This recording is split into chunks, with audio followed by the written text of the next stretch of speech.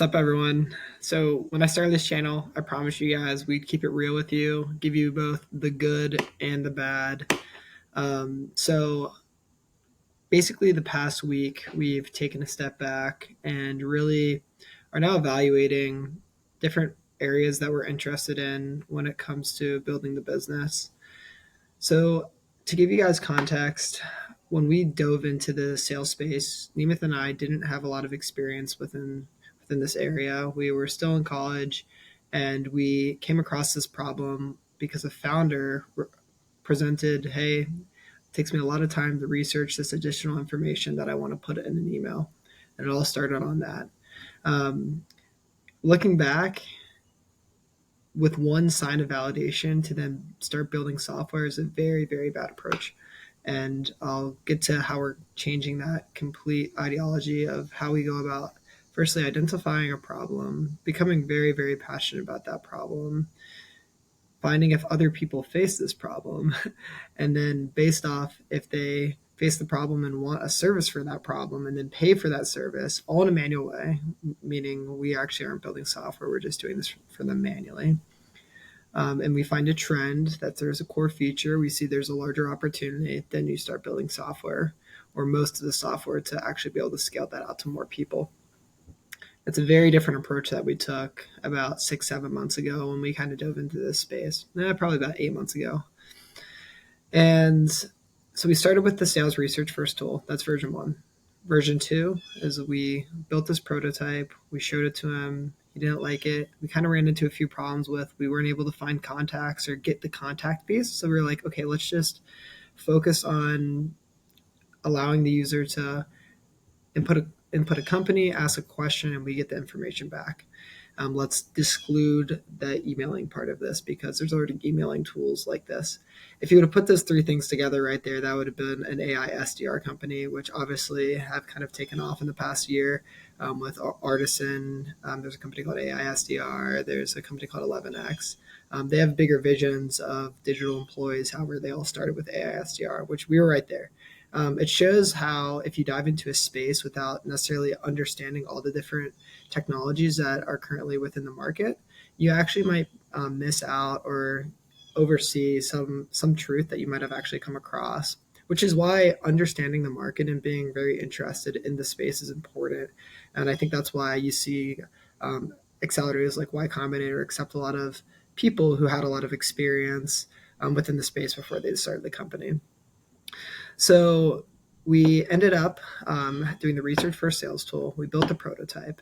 After the prototype, we then said, okay, the user experience isn't great, so we completely changed the user experience. We started reaching out to more people who we thought were like that general use case of if they're in sales. We didn't even have a specific ICP. That ICP was very general. It was sales manager, account executive, business development representative. So we had a lot of different conversations, got a lot of different signal from various types of roles. And then we landed on, okay, this is a tool for a sales development representative. We didn't really realize at the time that when you're SDR, you have a quota that you have to hit. You have to send X amount of emails, X amount of calls. Spending a little bit of additional time on another tool when they already have a bunch of tools wasn't super valuable for them. So by that time, we had graduated. We had saw that there was some value from the tool, the research. However, we need to put it in a more streamlined process. By that time, we just had graduated school and we had a few customers. Some were using it, some weren't. It was very little usage. And at that point, we were like, okay, let's go fully AI SDR sales tool because we see these other tools emerging. We've figured out how to get the contacts. We understand how to integrate the mailbox within our tool. However, when you aren't a first mover, it can be, and there's a lot of tools within the particular market you're trying to serve. It can become very saturated very quickly. That was the case for us. So then we were like, okay, we have a customer in healthcare, so why not? Let's focus on healthcare. Let's dive a little bit deeper into this space. And ultimately, what we found over about a month and a half of a similar type of trend of, okay, let's talk to small healthcare companies, mid-sized healthcare companies, large healthcare companies, also in the private practices and hospitals. and to mention, they have very different types of sales cycles, in my opinion, from a startup to a large enterprise company. All that to say, we got a bunch of different signal. We had two people who got right on board, started paying for the paid version. So we said, okay, let's now build the mailbox. And really, the point I'm trying to make right now is when you're young, so we're pretty young, right? We just graduated college, and someone gives you money for a potential product that you think could provide value for them. It's very, very tempting to just start building a lot of software and not actually validate if this is a trend across a particular type of user persona that can be differentiated in a way that can really scale within a particular segment. But we didn't really have that way of breaking down the problem. We thought, okay, they have a problem, they're paying for it, let's start building and let's start trying to find more people like it. It's a very tempting thing that I think a lot of startups fall into and that we won't in the future. But we did that. And ultimately, what we found after 2 months is that most healthcare companies who sell to these hospitals, private practices, don't need an AI SDR because everything's firstly so personal. Their total addressable market isn't massive. So they're not going to be sending mass emails. The ticket size for these deals are very high, which reduces the value of just an automated email. Automated emailing works when it's personal. It's been proven in the past. However, for this industry in particular, it's just very, very difficult.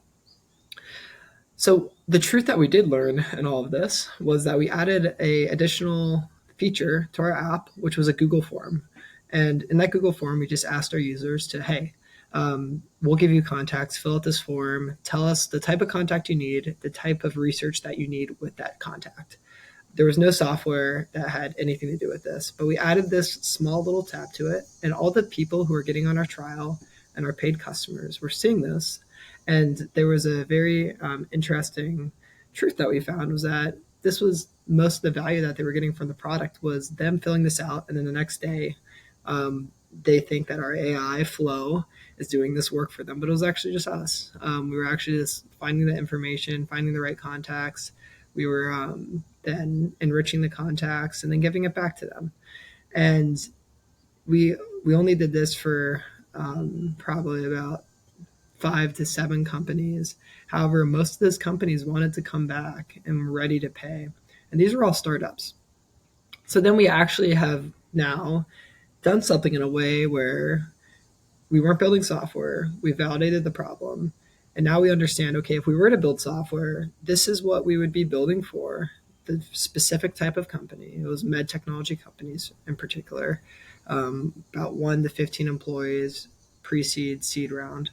And that would be our user persona, at least right now. And it's a clear path forward if we were to go down that path. However, the problem that we are running into right now is firstly, how do we the AI SDR part works for them, but it doesn't work as these companies scale. So, firstly, the problem of as we continue to grow and reach these larger account values with these enterprise customers.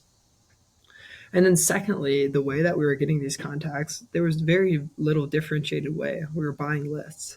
And I wouldn't say necessarily that you have to be very very differentiated in the very beginning.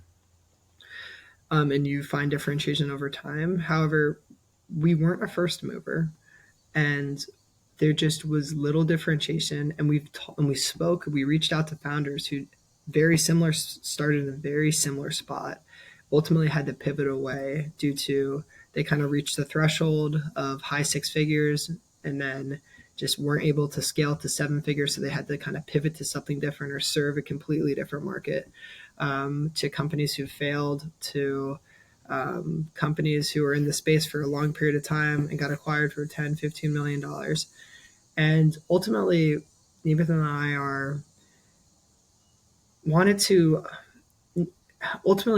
I are not necessarily excited for the insane outcome. However, we're excited about going to a space that we're super passionate about and building something new, different, that can, 5x, 10x the customers that we're serving. And we just felt that the product that we were going to be providing wasn't going to have that impact that we were going to get super, super excited about.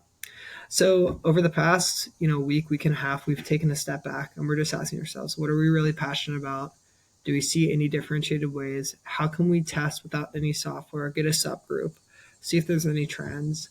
And if they can go on a trial and then start converting, and we potentially see this core feature being different in a particular way, we have this insight that can be very valuable as these companies grow, and maybe might be overlooked, then we really want to take a really good stab at it. But this is startups, and I told you guys when I started this channel, I wanted to be completely transparent with how Dotflow is going, and I think Dotflow is going great right now. We're in a very good position. Yes, we might be taking a few steps back. However, if we were to take this one step forward and started like getting these paying customers, I mean, these people were ready to pay us for our platform. We just based off the data, there was evidence that would suggest that we would struggle to really grow this into a large business, and we've taken venture capital, so it's really our duty to grow this into a large sustainable company so that the people who invested in us can get a return as well. I mean, that's definitely part of the equation here. So with all those things, that's where we are at right now. About a week from now, I'll be in San Francisco and I'll be taking a video there. Nemeth will be joining me as well. And if you guys made it to the end of this video, I appreciate you watching. Startups are tough, especially when you're just doing it right out of school. However, it's one of the most rewarding things that I've ever done in my life. And we're going to be pushing really hard and we're going to keep you guys updated. But this is part of it. And that's all I'll say. But thank you guys so much for getting to the end, and I will see you guys next time. Peace.